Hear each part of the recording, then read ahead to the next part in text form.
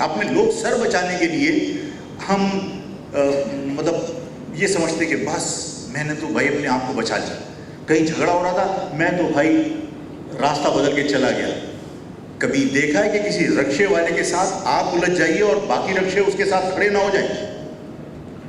جب وہ ہزاروں میل دور سے آ کے تمہارے شہر کے اندر ایک شخص کی خاطر کھڑے ہو سکتے تو یہ تمہارا شہر ہے اور تمہارے لوگ پٹ رہے ہوتے اور آپ کھڑے نہیں ہو سکتے. اپنی روش کو تبدیل کرنا پڑے گا.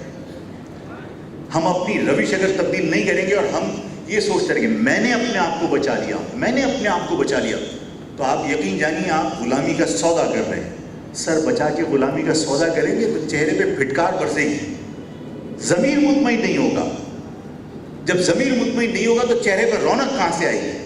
لوگ کہتے ہیں کہ یہ شخص پاکیزہ ہے, نماز پڑھتا ہے, یہ شخص مطمئن ہے, یہ شخص کسی کے ساتھ دھوکہ نہیں کرتا, یہ چوری نہیں کرتا, یہ شراب نہیں پیتا, یہ مطمئن ہے. اس کے ضمیر کے اطمینان کی وجہ سے اس کے چہرے پر رونق ہوتی ہے. وہ بیوٹی پارلر جا کے اپنے چہرے پر رونق نہیں لا سکتا, وہ گورا ہو سکتا ہے, رونق نہیں لا سکتا. کالے کے چہرے پر رونق ہو سکتی ہے اگر ضمیر مطمئن ہے. تو کیا اپنی نسلوں کو غلامی کے اندھیرے میں چھوڑ کر اپنے سر بچا کر آپ غلامی کا سودا کر رہے ہیں تو آپ کا ضمیر آپ کو ملامت نہیں کرے گا؟ میں نے لوگوں سے کہا کہ جب تم آزادی کے سودا کرنے کی بجائے آپ موت سے لڑنے کی بجائے آپ موت سے ڈر کر غلامی کا سودا کرتے ہیں تو پھر ہمارے چہرے ایسے ہی ہوتے ہیں.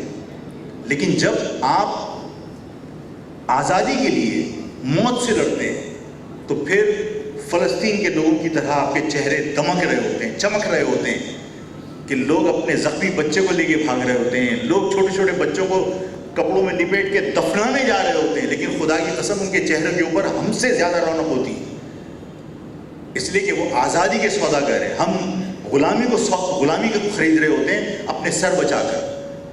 بچہ پٹ رہا ہے, عورت کے ساتھ بدتمیزی ہو رہی, میرے ساتھ چلو, خدا کی قسم آپ کو شرم آئے گی. میری قوم کی مائیں بہنیں کبھی کالج اور یونیورسٹی جانے کے علاوہ کبھی گھر سے باہر نہیں نکلی.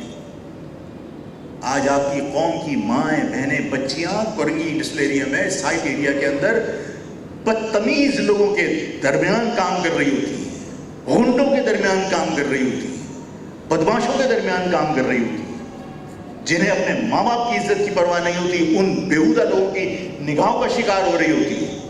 گھر سے وہاں فیکٹری سے باہر نکلتے تو یہ آج کل سندھی پورے علاقوں کے اندر بدماشی کرتے ہیں. وہ سندھی گھیرا ڈال کے اور باقاعدہ تنگ کر رہے ہوتے ہیں, غنڈہ گردی کر رہے ہوتے ہیں. کوئی پوچھنے والا ہے؟ کسی کو شرم آتی ہے؟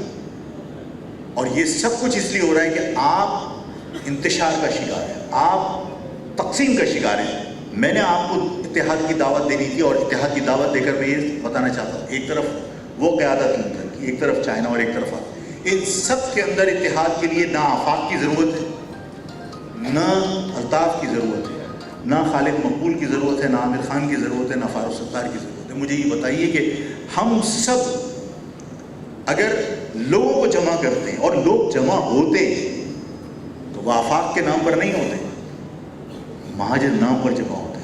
الطاف اگر لوگوں کو جمع کرتا ہے, الطاف اگر لوگوں کو جمع کرتا ہے, مہاجر نام پر جمع کرتا ہے. آج میں نے کل کے پروگرام میں کہا تھا کہ یار سیاست اپنی جگہ پر ہے. یہ جو تقسیم ہے نا پی ایس پی جس کو باقاعدہ بائی فورس ایک کرنے کی کوشش کی گئی, ایک طرف پی ایس پی, ایک طرف پرانی خالد مقبول کی متحدہ. خالد مقبول ایک طرف پروگرام کر رہے ہوتے ہیں, پی ایس پی کے لوگ ایک طرف پروگرام کر رہے ہوتے ہیں. ایسا ہی ہوتا ہے نا. دونوں اپنی طاقت کا مظاہرہ کرنے کے لیے کیا کرتے ہیں؟ دونوں زیادہ بلند آواز کے اندر جی مہاجر کے نعرے لگا کر یہ ثابت کرتے ہیں کہ ہمارے پاس طاقت زیادہ ہے. اس کا مقصد ہے طاقت کہاں ہے؟ اس مہاجر لفظ کے اندر طاقت ہے. اگر میرے اور آپ کے اتحاد کا کوئی چیز باعث بن سکتی ہے, کوئی ذریعہ بن سکتی ہے, یہ لفظ مہاجر ہے.